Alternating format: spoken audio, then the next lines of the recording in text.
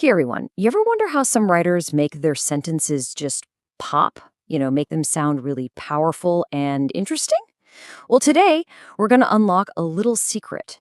We're talking about adverbs, these amazing little words that can totally supercharge your writing and speaking. So let's get right into it. So, let me ask you something. Have you ever written something for school, maybe an essay or a story, and you read it back and think, this is kind of boring?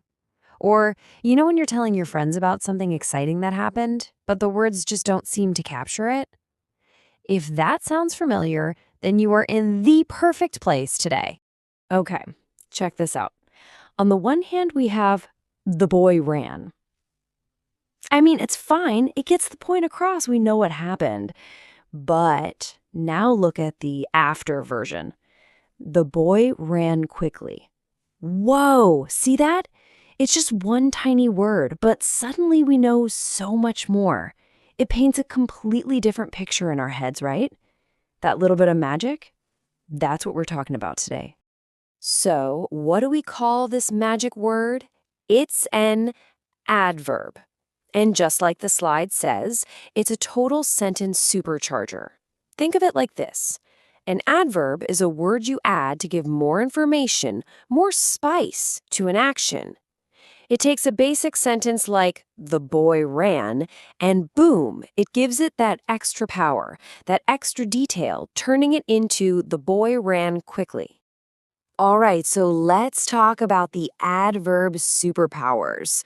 We're going to explore all the different powers these amazing words have. Because, adverbs aren't just a one-trick pony. Oh, no.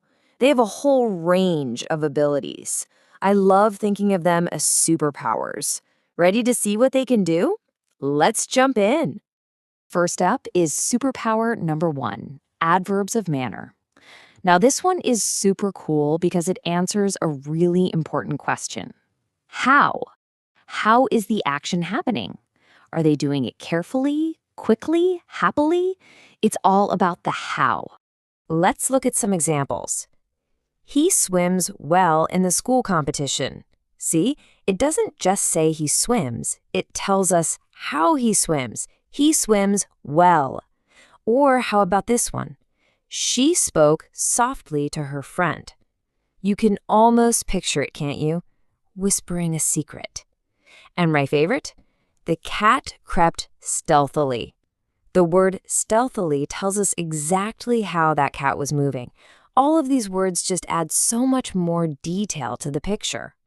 Okay, on to our second superpower, adverbs of place. This one's pretty easy to remember. It's all about location, location, location. It answers the question, where? Where is the action taking place? So, for example, where were the beautiful flowers? They were everywhere. Simple. Where is my school located? Right here. And where did they play the game? Outside. See how easy that is? These words just pinpoint the exact spot for us. Super useful. All right, superpower number 3. This one is the adverb of time. And yeah, you probably guessed it. This one is all about, well, time. It answers the super important question, when? When did something happen? Think about your schedule. When will you call your friend? Oh, I'll call you later. When do you have to leave for tiffin? I have to go now. And when did Gurjeet arrive? He got here yesterday. See? Later, now, yesterday. They all tell us exactly when things are happening. Okay, next up, we've got a superpower that's perfect for talking about our daily habits and routines. It's the adverb of frequency. And this one answers the question, how often? How often do you do something? So, how often does he do his homework after school? He usually does. Not always, but most of the time. How often have I visited that place? Well, never. 0 times. And how often do we watch the evening news? We always watch it, every single night. So you've got this whole range from never to sometimes to usually to always. It's all about how often. And last but not least, for our superpowers, we have the adverb of degree. Now, this one's all about intensity. It answers the question, how much? Or you could think of it as to what extent. I love the idea of it being like a volume knob for your sentence. You can turn the meaning up or down. For example, the buttermilk wasn't just cold, it was too cold. That's like so cold you can barely drink it. That's turning the volume way up. Or the team didn't just practice hard, they practiced very hard. Again, we're cranking up the intensity. And what about this question? Are you quite sure? It's not just, are you sure? It adds that extra level of checking. It's all about dialing in the exact meaning. All right, so we've seen all these amazing superpowers, but here's the really cool part. What if I told you that you can actually make your own super adverbs? Seriously, you can. A lot of the time, we create them from another type of word, an adjective. Let's look at how you can become a word-making wizard. Okay, so first, we need to know the difference between an adjective and an adverb. It's actually pretty simple. Adjectives describe things, or more specifically, nouns, like people, places, things. Like in the example, he is a gentle boy. Gentle is describing the boy. But adverbs, they describe actions, or verbs. So we say he spoke gently. Now, gently is describing the action of speaking. See the switch? Same basic word, but it's doing a totally different job in the sentence. So how do we actually do it? Well, there are a few simple rules, like a recipe. Rule number 1, if the adjective ends in a Y, like lazy, you just swap the Y for an I and then add ly. So, lazy becomes lazily. Easy enough.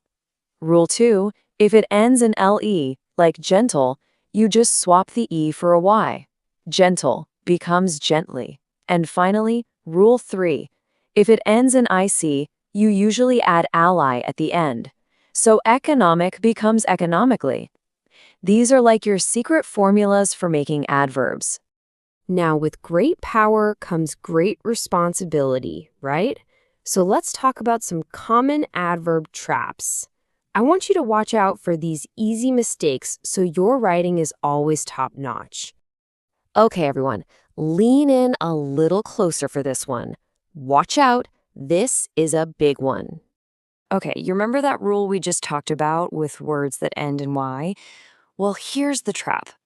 A lot of people see the word easy, and they just want to tack ly on the end, and they write easily. But nope, that's the mistake. You have to remember the rule. Change the Y to an I, then add the ly.